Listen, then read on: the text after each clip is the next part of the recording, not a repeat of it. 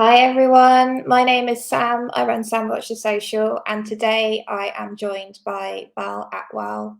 Bal has many titles. He is a commercial lawyer at West Midlands Police who has recently just been promoted. Congratulations, Bal. He is a Law Society Council member. He's won loads of awards and been in the press loads, and he's also the co-chair of the Birmingham Solicitors group.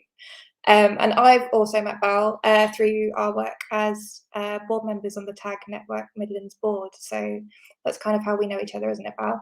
But yeah, did you want to tell everyone a little bit about yourself and what you do? Yeah, absolutely. Firstly, thanks, Sam, for having me on. I appreciate this. I don't think I've been on LinkedIn Live before, so it's a first for me.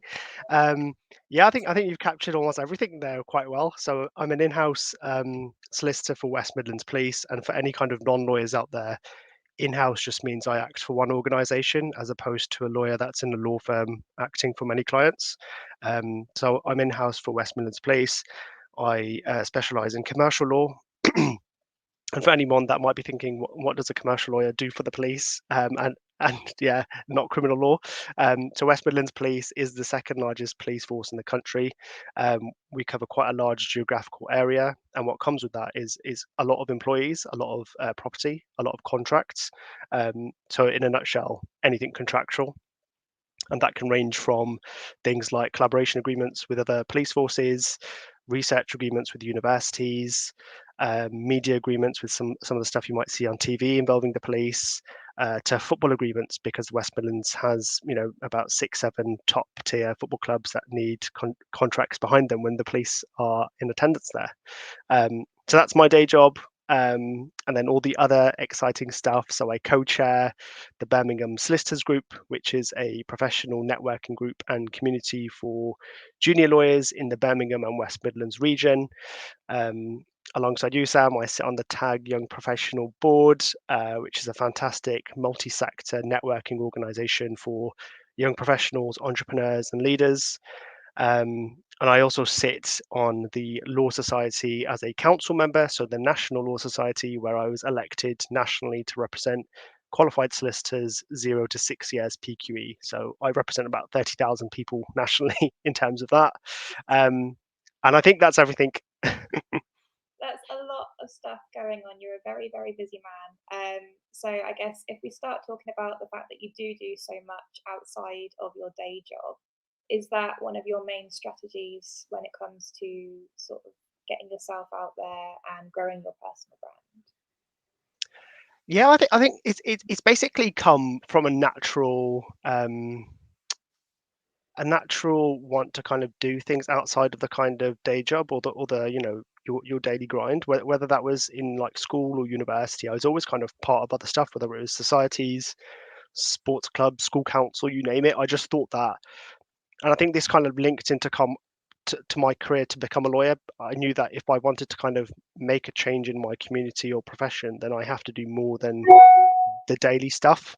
Um, so it's a combination of kind of wanting to make a difference and then seeing the results because of it. When I was in university, being part of societies and stuff, I realised that that's the best way to kind of interact with many people, and really make a difference, whether it was in your kind of own course, whether it was within your own community. And again, that's just kind of followed me throughout, being a trainee solicitor to now becoming qualified solicitor, and then kind of moving from private practice to in-house, understanding how useful each of these platforms are.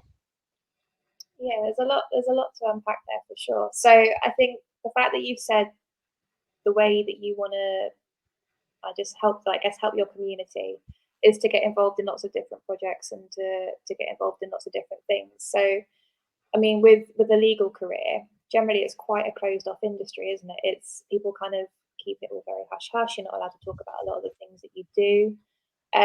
So, I mean, how do you think the legal profession has kind of changed over the last few years, for example? So, if you look at things like COVID, everything had to move online, didn't it? So how has that affected the legal profession?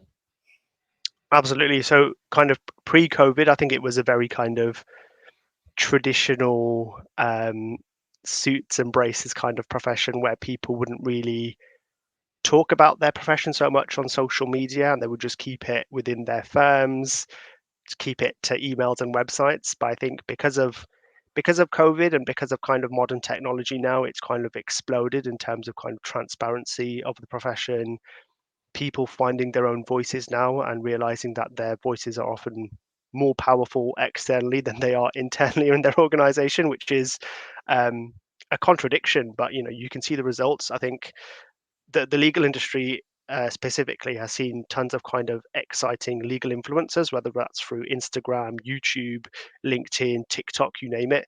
And it's fantastic to see because it's not just people from the big firms or people that are in the highest positions. I've seen people that are students, I've seen people that are trainee solicitors that are really projecting their voice, and a lot of people are connecting with them now. Um, so yeah, it's a combination of modern technology, it's a combination of COVID pushing things online, and people just not being afraid anymore. And I think people were often um, conscious that if they projected their own voice, then that may not align with their law firm or their company, and hence they may not be able to progress.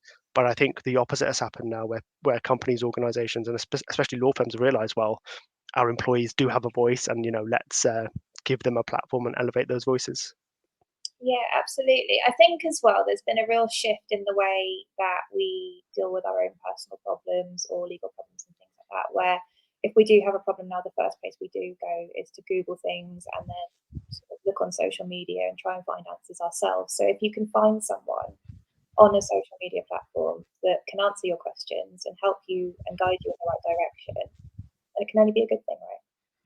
Absolutely, yeah. And when you said that, the first thing that comes to mind is Twitter, because I know a lot of people don't use Twitter traditionally, but will go onto Twitter to make a complaint about an organization or a service. And it's such an interesting mindset, isn't it? Yeah, definitely, definitely. It's this whole like opening up of conversation and the access that you get to people now is completely different. So, in terms of how you've been using social media with your career, is how have you been doing it? So, what's kind of your plan? Do you have a plan? I don't have a plan. When I kind of thought about this initially, and I think focusing on LinkedIn specifically, I kind of jumped on LinkedIn initially when I was in, I think second or third year of university. And for me, LinkedIn was essentially a virtual CV where I could upload stuff on there, whether it was kind of grades or kind of work experience or volunteering. At the same time, I could check what other people were doing as well. So if I was applying for law firms and realized, oh, I'm getting rejections, what's the best way? Well, I can see people that are successful and succeeding literally at the same level as me and see what they're up to. Um, so from that perspective, purely it was literally a virtual CV, and I could see everyone else's CV. And at that moment in time, it was quite novel and unique because everyone was quite closed off. Traditionally about kind of their career aspirations, what they're doing, what their current plans are. But for me, LinkedIn was just like this complete transparent thing where everyone was just adding whether they had a new work experience, whether they had a new job, a new volunteering thing. So I kind of joined because of that. And then as I became kind of a trainee solicitor and kind of the early years of my career, I kind of used it to kind of storytell and just share my experience. And I think that just developed. And now it's kind of part storytelling, part kind of just capturing the moment, because now I get invited and go to so many exciting events and get to speak to so many kind of inspiring people that for me it's literally just a memory bank now. So it's difficult for me to literally capture everything in my mind, but if social media is there, then I can come back to it, especially because of all these new exciting ways of like reels and TikToks and stuff where you can really capture a moment in a very kind of unique and personal way, but everyone can see at the same time. So that's quite magical and quite special. And at the end of it as well, I still find it quite fascinating that you can click a button and thousands of people can access that piece of content or information. I still find that amazing. And considering that I kind of grew up with like a flip phone in my hand and was like completely unaware of social media at one point in time to now where you can easily transfer information really quickly, it still amazes me. Yeah, it is mind blowing, especially now that there's generations of people growing up completely in it from the beginning. But I want to just jump back to when you were saying a minute ago about how you've got like a memory bank of all the different events that you go to. It seems like you are in a tux most nights, like you are out and about at so many different events. And it seems like all of these events that you're going to, you've been promoting on social media, but you're using them as a way to bring a community together. So you're taking it off platform and making it into real life connections, and I guess you're networking that way as well. So yeah, like how do you kind of get people off platform and come to your events, and like how important is networking as a solicitor? Oh, there's a lot in that. So I think kind of capturing the moment is quite important because in any one event, it's difficult to speak to everyone in the room. It doesn't matter whether it's 20 people in the room or 200 people in the room. I feel like it's difficult for you to have a meaningful conversation with absolutely everyone. But if you capture that moment in a social media platform, and maybe you extend that to 3 platforms, you will connect with people that were there on the evening or perhaps wanted to go, and you could connect with them that way as well. So that kind of extends the reach of that single event. And again, that is super super special. And there's been so many instances where that's happened, where I've kind of had follow-up conversations or follow-up coffees with people. um, so I think that's really really important. And as long as it's kind of captured in the right way as well, and you kind of, especially when it comes to events, we're both part of tag, we want people to come to our events, we want people to kind of go away, have exciting ideas, create things themselves as well. So yeah, that's super important. And I guess networking as a solicitor, again, it's come through stages. So when I was a trainee, it was about kind of connecting with the legal market and really understanding the market that I'm in. So I enjoyed as a trainee going to different events, meeting different lawyers from different specialisms and backgrounds, and then different law firms as well. And then kind of as I've gone through my career, I've realized the importance, especially for junior lawyers, to have those networking spaces, because if you're from a small firm, you won't have a voice. If you're from a big firm, you won't have a voice as well. Um, if you're from a specific part of the region, you probably won't have access to a thriving city centre. There's kind of so many different elements and aspects, and I've kind of realised that these networking forums are platforms for those people that just don't have a voice. So that's been quite special, and especially being part of things like Tag and the Birmingham Solicitors Group, where I've been part of it for Birmingham Solicitors Group 3 years now, and Tag a year and a half. Meeting people at the beginning of those organizations to like now, and seeing people fully develop to like really confident people that are going out there and developing spaces themselves and giving back to their own communities. That's quite special. And I think that's kind of the hidden gem behind networking, and behind all the fancy photos, and behind all the fancy tuxes and stuff. Yeah, definitely, definitely. The thing I love about tag is that you're often thrown into a room, not thrown into a room, but you're thrown into a room with people that you wouldn't meet normally, and are all from completely different industries, but we're all professionals. We're all going through similar sort of career challenges and things like that. And even though it's people you wouldn't necessarily meet day to day, there's still that connection there. Being able to talk to people about your challenges and sort of help put them in touch with other people that can help and stuff. I think it's really really valuable, and super important for sure. Absolutely. It's almost like a great equalizer, because everyone is thrown together from different backgrounds, different professions, and it's just down to your kind of qualities as a person as opposed to a professional. So it is a great equalizer in that respect. Yeah, for sure, for sure. Okay, so in terms of your actual day job, and the work that you do, obviously a lot of it is very confidential. You cannot talk about it. So, in terms of talking about your work, do you do much of that on social media, or do you find other avenues to talk about? I think yes and no. I think anyone in any profession is aware of what is confidential and what is already in the public domain. So I think we're all kind of savvy in the respect that we talk about things that we're allowed to talk about, and we don't talk about things we're not allowed to talk about. Um, and yeah, because I work for a police force, obviously there's things that I can't talk about, but in the same vein, there are tons of things I can talk about, because the police is in the media for all sorts of things, whether it's kind of recruitment, outreach, schools, drones, new technology. Um, I mean, I could talk about the policing element literally for the next kind of 5 years alone without even touching the confidential stuff, because there is so much stuff out there. But it's about kind of being selective about the information you want to put out there, and what will generate the most interaction and I guess most impact as well. So for me, as a lawyer within the police, there are certain elements that people will be interested in. For example, having a career as a lawyer in the police and not doing criminal law, that's something that's quite novel. If you're a student, having a career with the police as a non-police officer, whether that's as a lawyer, as an accountant, as a estates officer, you name it. There's kind of so many different strands to it.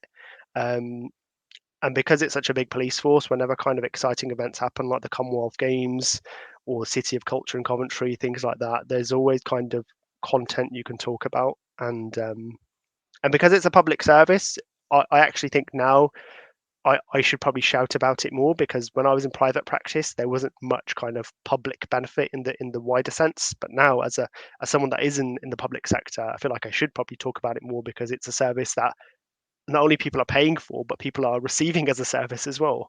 Um, so yeah, there's many different layers, and there's tons of stuff I can talk about, and I don't really need to delve into the things that are truly confidential, because there's so much other stuff out there. Yeah, absolutely. I think there's a real need for positive news stories coming from what you do and sharing the things that are worth celebrating for sure. Okay, so in terms of growing your personal brand as a lawyer, what are your top three tips for anyone that wants to start putting themselves out there a little bit more in the professional services?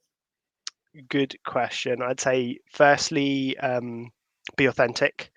I think we can all see across social media, not just individuals, but companies and brands, that people that are not authentic. And I think people gravitate towards people that are authentic, and you will gain more kind of natural conversations when you are more authentic, because if you share the kind of success stories and the struggles, and you'll have the people that have experienced those same things as well. Say be authentic. Secondly, I'd say provide value of some kind, whether it's um, a little bit of pep talk, or giving people some insight, or just giving people options or ideas that they were probably never aware of before. I think that's really, really important as well. And more than anything, I'd say enjoy it as well. I use social media for my own kind of personal satisfaction before anyone else. Even though I'm part of these organizations, I'm always aware that I don't see this as an obligation. I do it because I enjoy it. And I think that's kind of how it started when I was a student as well. I was like, I have a voice, and I want to use my voice for good. Obviously, as a student, not many people want to look at your content, but as you kind of go up the ranks and you kind of do develop these networks and these connections, then your voice does get bigger. So yeah, last but not least, definitely enjoy what you're doing. I think those are all really great points. And they're also simple as well. I think people can really overthink putting themselves out there, can't they? But actually, the things you're doing day to day are interesting to other people. And even if you think it's really simple stuff that you just do without thinking, we want to know about it. We want to hear like what you do behind the scenes and what drives you to do the things that you're doing, and sort of explain stuff to us because we don't understand it, and we want you to simplify things and like make it not gatekeepy and open the place up so that we can make informed decisions ourselves for sure. Absolutely. I think that's the same for all professions, isn't it? The social media has given people a playbook as to how to interact with the masses, and not be so kind of PC, or like you said, gatekeeping that information.